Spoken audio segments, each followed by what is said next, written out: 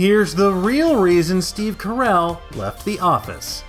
This week marks the 15th anniversary of The Office, and it's fitting because we're all stuck inside, so that means we're binge-watching the hit sitcom for the 15,000th time. And we thought that we knew everything there was to know about this show, but I guess we were wrong. Because in a move straight out of the Michael Scarn classic Threat Level Midnight, there are twists, turns, and shocking revelations that have thrown fans for a loop. And it's all about the real reason that Steve Carell stopped playing the world's best boss, Michael Scott. Now, it shouldn't come as a shock to say that The Office kind of fell off a little bit after Steve Carell left the show.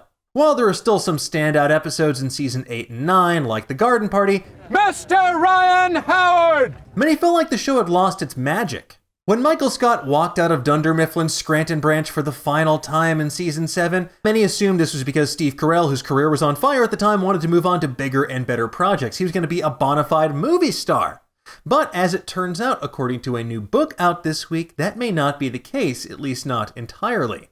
A new book out this week by Rolling Stone writer Andy Green, called The Office, The Untold Story of the Greatest Sitcom of the 2000s, brings readers behind the scenes of the series, with interviews from people who worked on it and never before heard anecdotes. It also finally gives us closure about the bigger forces at play behind Michael Scott's departure. Do you know Michael here? My name is...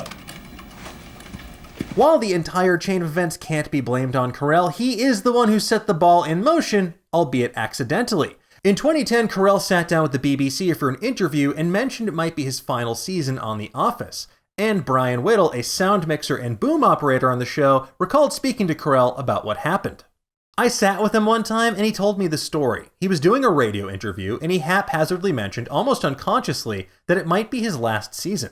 He didn't plan on saying it out loud and he hadn't decided anything. He was kind of thinking out loud, but he did it in an interview in public and it created news. Whittle went on to reveal, then what he said was the people connected to the show had no reaction to it. They didn't call and say, "What? You want to leave?" He said he didn't get any kind of response from them.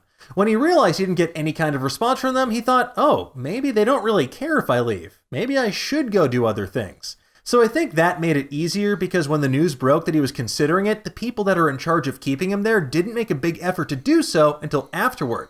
So it seems like Carell felt unwanted by the higher-ups at NBC, and this is an account that was corroborated by series hairstylist Kim Ferry. He didn't want to leave the show. He had told the network he was going to sign for another couple of years. He was willing to, and his agent was willing to, but for some reason, they didn't contact him. I don't know if it was a game of chicken or what. He planned on staying on the show. She also said, and the deadline came for when they were supposed to give him an offer, and it passed, and they didn't make him an offer. So his agent was like, well, I guess they don't want to renew with you for some reason, which was insane to me, and to him, I think. And to series fans, if we're being totally honest. What were you thinking? No, God! Casting director Allison Jones was also flabbergasted by this.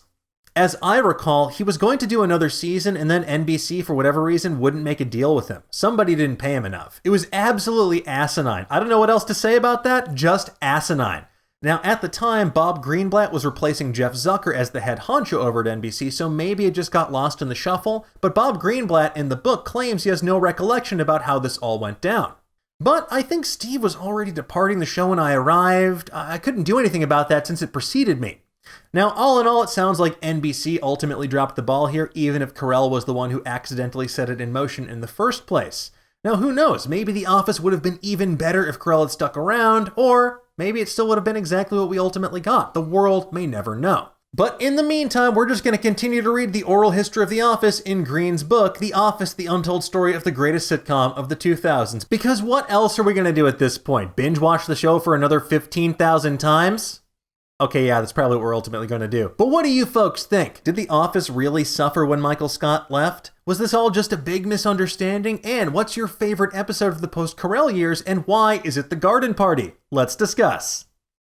Thank you so much for watching. If you enjoyed what you saw, please like and share this video with your friends and subscribe to our channel so you never miss a new episode. And if you want to be notified right away whenever we drop a new video, hit that little bell down below. That way you'll be up to date on all the latest news, theories, and rumors in the pop culture world. Until next time, stay safe, be healthy, and we'll see you then. Bye-bye.